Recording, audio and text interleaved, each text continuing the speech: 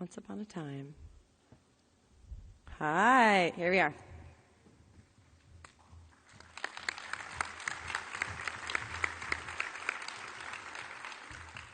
Wow. Hello, everyone. Hello, my name's Karl Inglott, and this is my our programmer, Albert Elwyn, and we're Space Budgie. We're a game development studio, indie studio in Scotland. We're actually based at Abertay, in the Abertay Game Lab, and the rest of us are currently studying at Abertay at postgrad. So today we're going to be talking about our game Glitchspace. And Glitchspace is a first-person programming game. And the idea behind it is that we want to try and teach basic programming concepts to people. And the way we do that is through a visual programming interface, which can edit the objects in the environment around you so you can solve puzzles and navigate. So in the beginning, we had quite a grand vision, and we wanted to create an open sandbox game with multiplayer. And we implemented some of this, but we felt that we didn't have enough time to properly implement all of it.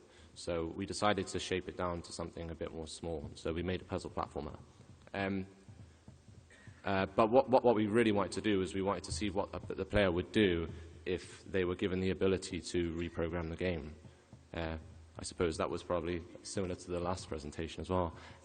But this is a prototype of the programming interface, and it's a node-based one. And as you can see, the block in the game is being affected dynamically. So now I'll show you how the game looks currently. So it's in paid alpha, and we've made a little demo just for this talk. So you can see a door in the distance over there, and a big red glitching wall blocking your way. So what we can do is we can open up the code for that object and we can edit it. So we have a canvas in the middle and we have all of our functions down the right-hand side. So we can just bring in some functions, and as you can see, they have little connections and we can connect them up. So we've got the main object on the canvas, which is referencing the objects that we selected. We've also got a translate object function, which lets us move it in any way we want. So we set that to true, and then also we add a vector along the x-axis and a number to set how far we want to move it. So now the wall has moved out of the way, and so we can move on to the next room. But actually, some people, they may think of another solution, and they might want to solve it in a slightly different way. So what we'll do is we'll think of another way to solve this puzzle. So with our programming interface, we're inspired by Kismet and Scratch, and we felt it was a more intuitive way of doing programming. If we want to try and teach it in a game, it has to be something that's quite easy to learn and quite interesting. And we felt that a visual-based system would be best suited. So here we go. So now we've actually rotated it instead. So now we can actually go through and go through to the next room. But actually, we could solve it in a different way. There are many ways you can actually solve the puzzles, and that's what we want to try and enforce in the game. We want the player to try and come up with their own solutions.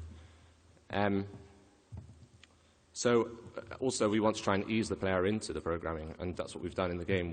We start off restricting the way that they play, and then we build it up so they can play more freely when they get further into the game.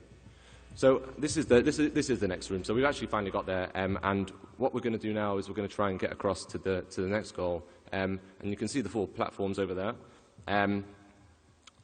So what we'll do is we'll just move a platform, because that's probably going to be easier. So we'll just set up some nodes. We'll do the same thing that we did before. There's so much stuff in the programming. We can actually change things with quite a lot of scope.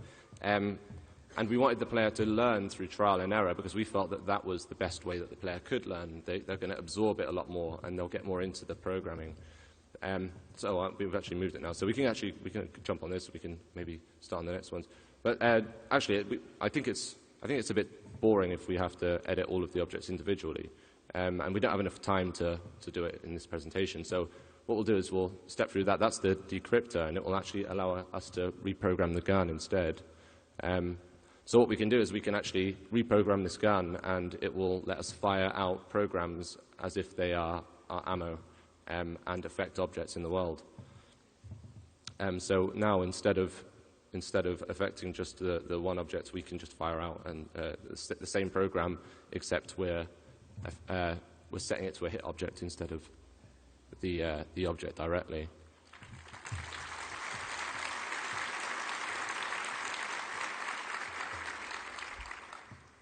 So here's the final puzzle, or the final room, or final area, and there are no platforms. I don't know if they've just disappeared or something, but we can actually fly and get across. But what we can do in Glitchspace is we can not only edit platforms, but we can create our own ones. So we'll just actually create a platform, and that'll be the best way to get across. And it should be set up in a second. Here we go. So we can just create a platform, and we can just make ones all the way across and get to the end. But we could do it another way, and maybe that's best, because creating platforms is a bit boring. Whilst this is being set up, the feedback we've had so far, so we've been in paid alpha for a while, and we've had lots of people playing the game from varying backgrounds, people who are programmers, people who have never touched programming before in their life. And we've had a lot of positive feedback, people saying that they have actually learned from it already. They've picked up some of the words, they've picked up some of the concepts behind it and how it all works. And we want to do that. We want to cater to a wide audience. We want programmers to enjoy it. So we have got loads of hidden areas and challenges for programmers to actually set for themselves. So now what we're doing here is we're going to apply force to a platform instead. So Albert, if you go ahead and... So there we go, and we can jump all the way across. So that would apply force to any object that touches it. And yeah, that's about it, I'm afraid. Thank you very much.